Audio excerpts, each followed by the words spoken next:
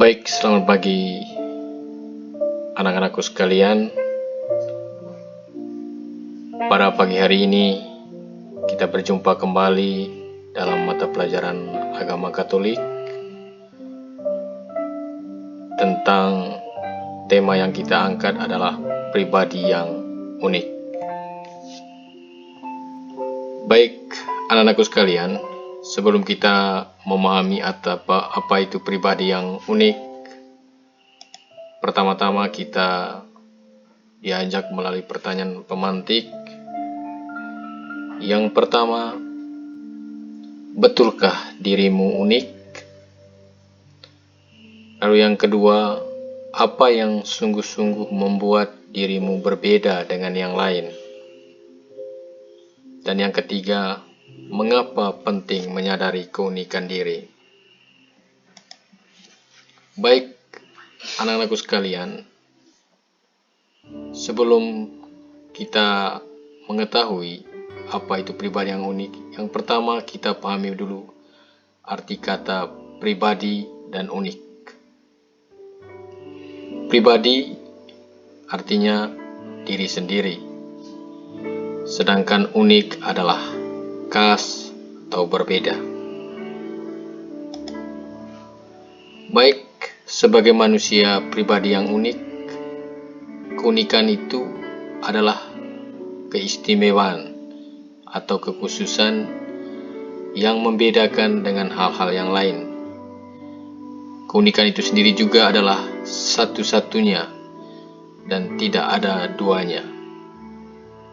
Itu berarti manusia sebagai makhluk yang unik berarti setiap manusia memiliki keistimewaan atau kekhususan sehingga sangat berbeda dengan manusia lainnya. Setiap manusia tidak ada duanya. Baik, adik-adikku sekalian, setiap orang itu memiliki keunikan. Yang pertama, fisik. Fisik yang perlu dilihat seperti warna kulit, bentuk muka, bentuk hidung, badan, dan rambut. Sementara non-fisik, kita lihat itu dalam bentuk suara, watak, pola sikap, kepribadian, pola pikir, dan lain-lain. Keunikanku bahwa Allah menciptakanku sebagai pribadi yang unik. Baik, kita lihat gambar di dalam, tentu wajah mulai gambar yang pertama, kedua, dan ketiga itu wajah di dalam gambar ini berbeda-beda. Artinya setiap kita itu memiliki wajah-wajah yang unik, dan tentu wajah-wajah ini sangat berbeda. Lalu kita lihat peta konsep tentang keunikan, bahwa kita ini memiliki pribadi. Dalam pribadi itu ada fisik, ada bakat, ada kemampuan, ada minat, dan pengalaman hidup. Tentu fisik, bakat, kemampuan, minat, dan pengalaman hidup ini memiliki kelebihan, dan itu yang harus dikembangkan. Dan sisi lain juga ada kekurangan, dan kekurangan itu mesti kita akui. Baik, adik-adikku sekalian, 4 aspek yang membuat pribadi kita itu unik. Pertama, dari ciri-ciri fisik. Secara jasmaniah, kita itu memiliki ciri fisik. Yang pertama dari rambut. Ada yang rambut hitam, ada yang pirang, ada yang keriting, ada yang lurus, dan ada yang berombak. Lalu bentuk muka, ada yang bulat, ada yang bulat telur, dan ada yang lonjong. Lalu ada warna kulit, ada yang kuning, hitam, coklat, dan putih. Dan kita lihat juga ada bentuk badan, ada yang pendek, ada yang tinggi, ada yang kurus, dan ada yang gemuk. Lalu yang kedua memiliki kedua telinga, kedua tangan, kedua kaki, hidung, dan mulut. Itulah fisik manusia. Lalu yang kedua, dari segi kemampuan-kemampuan. Dalam diri manusia juga itu memiliki kemampuan-kemampuan, seperti kemampuan menari, menyanyi, berolahraga, tertawa, menangis, mencintai, dan bercita-cita. Dan yang berikut adalah dari sifat dan karakter. Manusia itu memiliki karakter dan sifat, seperti sifat ramah, pemarah, setia, penuh pengertian, dan sebagainya. Baik, yang keempat, dari segi pengalaman. Manusia memiliki pengalaman-pengalaman. Yang pertama ada pengalaman yang menyenangkan, ada pengalaman yang pahit. Yang ketiga ada pengalaman menantang. Lalu yang berikut, setiap manusia muda dan remaja pasti memiliki pengalaman-pengalaman yang unik. Baik, adik-adikku sekalian, dari pribadi yang unik tadi itu kita coba melihat keunikan manusia itu dalam terang kitab suci. Bahwa manusia itu makhluk yang indah dan istimewa. Keistimewaan dan keagungan manusia itu hendaklah kita sadari. Dan itu kita lihat dalam kisah penciptaan manusia dari kitab Kejadian bab 1 ayat 26 sampai 31. Berfirmanlah Allah, baiklah kita menjadikan manusia menurut gambar dan rupa kita, supaya mereka berkuasa atas ikan-ikan di laut dan burung-burung di udara, dan atas ternak, dan atas seluruh bumi, dan atas segala binatang melata yang merayap di bumi. Maka Allah menciptakan manusia itu menurut gambarnya. Menurut gambar Allah, diciptakannya dia, laki-laki dan perempuan, diciptakanlah mereka.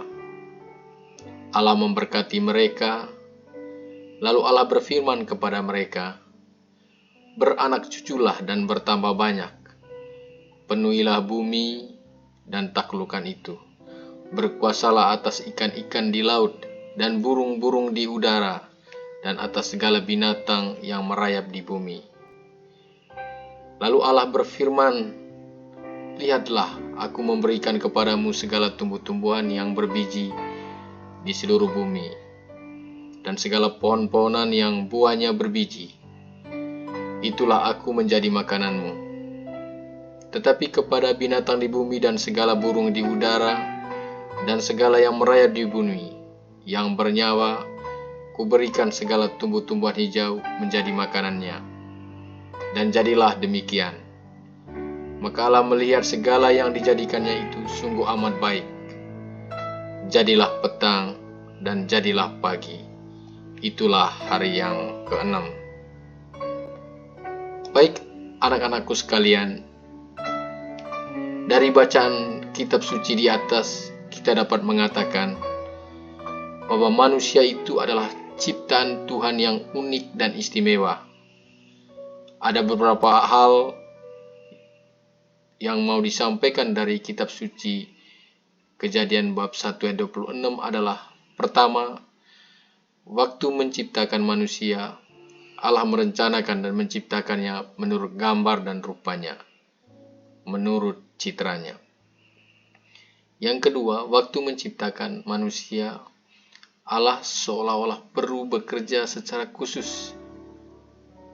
Tuhan Allah membentuk manusia dari debu dan tanah dan menghembuskan nafas hidup ke dalam hidungnya. Lalu yang ketiga, segala sesuatu termasuk Taman Firdaus diserahkan oleh Allah untuk manusia. Bukankah manusia itu istimewa? Seperti manusia sudah dipikirkan dan direncanakan oleh Allah sejak keabadian. Kehadiran manusia di muka bumi ini sudah dipersiapkan dan diatur secara teliti dan mengagumkan. Manusia sungguh diperlakukan sebagai orang atau seperti Tuhan sendiri. Itulah keunikan manusia. Baik adik-adik sekalian, dari bacaan itu ada 3 hal yang penting, poin yang harus kita bisa petik. Pertama, bahwa sebagai manusia istimewa memang kita diciptakan menurut gambar dan rupa Allah. Yang kedua, bahwa Allah melihat manusia itu sangat istimewa sehingga ia membentuk manusia itu dari debu dan tanah dan menghembuskan nafas. Yang ketiga adalah Allah menyerahkan Taman Firdaus dan manusia mengelolanya. Itulah keistimewaan manusia. Baik adik-adik sekalian, dengan kesadaran tadi, apa yang kita buat untuk menghargai keistimewaan dan keluhuran Tuhan terhadap diri kita yang unik ini? Yang pertama, kita mesti bersyukur atas penciptaan Allah, baik alam semesta maupun diri kita sendiri. Baik, dengan kesadaran akan diri kita yang unik dan istimewa, diciptakan oleh Tuhan dengan cara khusus, diperlakukan sebagai orang atau sebagai pribadi yang unik, maka sepantasnya lah kita bersyukur kepada Tuhan. Tidak hanya karena kita diciptakan oleh Tuhan sebagai makhluk yang unik dan istimewa, melainkan terlebih bersyukur karena keagungan Tuhan itu sendiri. Ucapan syukur ini dapat kita panjatkan dalam bentuk doa. Baik adik-adikku sekalian, dari pelajaran yang diberikan ini, lalu bagaimana dengan kita sendiri? Untuk menjadi pertanyaan refleksi untuk kita. Pertama, apakah Anda telah memahami definisi pribadi yang unik? Yang kedua, dapatkah Anda menjelaskan kekuatan dan keterbatasanmu? Yang ketiga, dapatkah Anda menyusun doa syukur atas keunikan diri? Yang keempat, dapatkah Anda menggambarkan simbol dan menjelaskan artinya? Baik adik-adik sekalian, sebelum kita menutup pelajaran kita tentang pribadi yang unik, maka ada tugas yang perlu kita kerjakan. Pertama, sebutkan ciri-ciri fisik kalian yang khas. Yang kedua, sebutkan kemampuan-kemampuan kalian yang menonjol. Yang ketiga, sebutkan sifat atau karakter kalian yang dipuji oleh teman-teman kalian. Yang keempat, sebutkan pengalaman-pengalaman yang khas yang berpengaruh bagi jalan hidup kalian. Yang